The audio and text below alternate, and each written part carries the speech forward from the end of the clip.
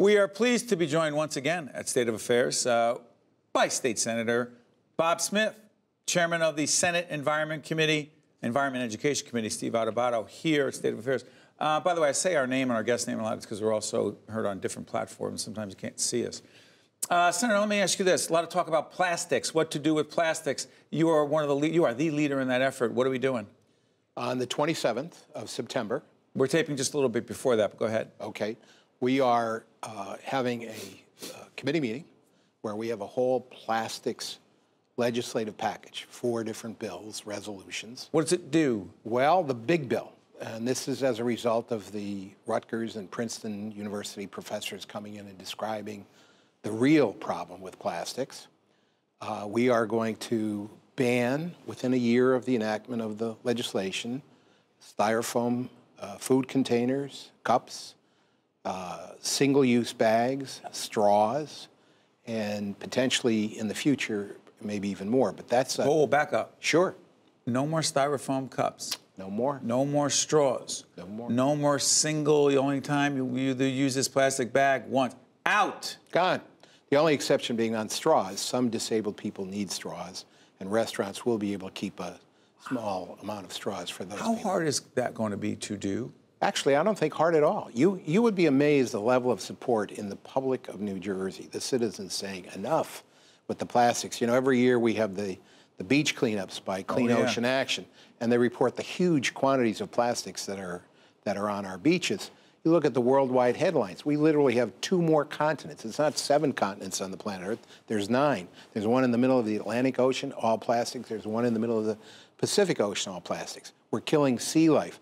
But the real shocker at this summer hearing in Toms River, we had the university professors come in, Princeton and Rutgers, and they said, one of them said, this problem is as big as the global warming problem. This problem? This problem. And the reason why the plastics are deteriorating into smaller and smaller and smaller particles. Fish life is ingesting them. And it's not just in the ocean, it's also in the fresh waters of the state of New Jersey. They're found, and they are now being incorporated into our bodies. What? And when they come into our bodies... Because people eat fish? Yep. And when it comes into our bodies, they bring organic chemicals, some of which are carcinogenic. I mean, this is a huge issue, and we have to start dealing with it. Other states ahead of us on this? California's probably the most advanced, but there's about 5 or 6 states that have already gone into the ban mode, and it's working well. And the citizens are not upset about it. They're actually applauding that effort. So I think this is going to hopefully go well in New Jersey. Where is Governor Phil Murphy on this initiative? My belief is that he's positively inclined. And didn't he veto a bill that you sponsored that tried to do some of these things? No, I didn't sponsor that bill. My name was not on that bill. And the reason it wasn't was because it put a bag fee on single-use plastic bags, 5 cents. Go ahead. But the problem with it is, in the states where they have the bag fee, you only get 20% removal. The customers get used to paying the bag fee, and they would rather pay the 5 cents on the bag. Hold on, Senator Smith, keep on using it. I'm so sorry for interrupting. Senator Bob Smith, Steve Adubato here. This is State of Affairs. You sound like you just said you didn't think it would have great impact, and that's why you didn't want to be a part of it, and that's why you think Governor Phil Murphy said no. I think that's true, and I think what happened was that as the legislation was being analyzed for his signature, he also saw the research that said that it would be ineffective. Got to ban it. Right. And I have the ban bill in the legislature. I had introduced that earlier before the other bill even passed. So we're now I hope we're going forward with it on the 27th.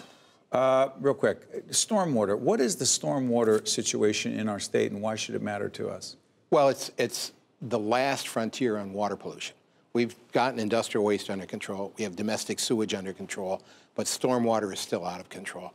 And what it means is that whenever you have any kind of a large impervious surface, what does that mean, a large impervious surface? Shopping center parking lots, office parking lots, big impervious surface.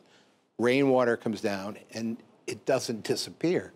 It goes into the nearest river or stream, or you may have stormwater structures that are in need of repair. For example, around the Barnegat Bay, there's more than 2,000 stormwater structures that are falling apart, not working the way they should. And one of the consequences of that is the Barnegat Bay is much more polluted than it has to be.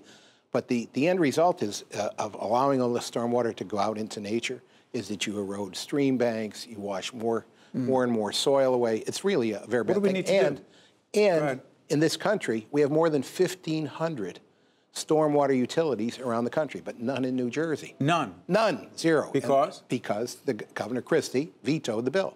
We actually passed the bill while he was governor. The freeholders in Ocean County said this is a tax, and the governor vetoed it.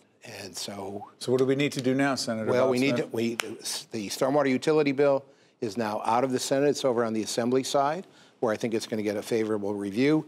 And what it does not create any new bureaucracies, but it does allow the sewer utilities or the utilities authorities to now get into the stormwater business. And what they're going to do is to charge a vigorous, an Atlantic City term, a small vigorous. Vig on top of the regular price. For stormwater, for large impervious surfaces.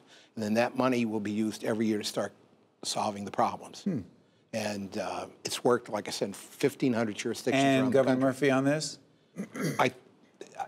I start with the governor's maybe the greenest governor I've seen in a long, maybe long the time. greenest governor? In a long, long time. Okay, I think make the case. Why? What makes you say that? First of all, he wants us to get back into Reggie. All right, which the regional, excuse me, greenhouse that is gas the initiative. greenhouse that the Governor Christie pulled out of that. This is the get back in. This is absolutely the get back in, and he's also a big proponent in having renewable energy. 2050, 100% reliance on renewables. Not just that goal. The BPU just issued a press release that they're issuing an order, putting out requests for proposals for 1,100 megs of new offshore wind off the coast. We just of had New Jersey. Bob Gordon, Commissioner, talking about that. State Senator. Yes, sir. Bob Smith is the chair of the Senate Environment and Energy Committee. How long have you been there? As the chairman of the committee? No, in the legislature. 32 years. Still having fun? I'm having more fun than ever. Good for you. I have fun on my job listening to people like you and learning. Hopefully people do as well. This is Bob Smith. I'm Steve Adubato. Thanks. This is State of Affairs coming to you from the NJ TV studio in New York. We'll check you out next time. Great. Thank you, Bob. Thanks a lot. State of Affairs with Steve Adubato is a production of the Caucus Educational Corporation, celebrating over 25 years of broadcast excellence. State of Affairs with Steve Adubato is brought to you from the Agnes Veris NJTV studio at 2 Gateway.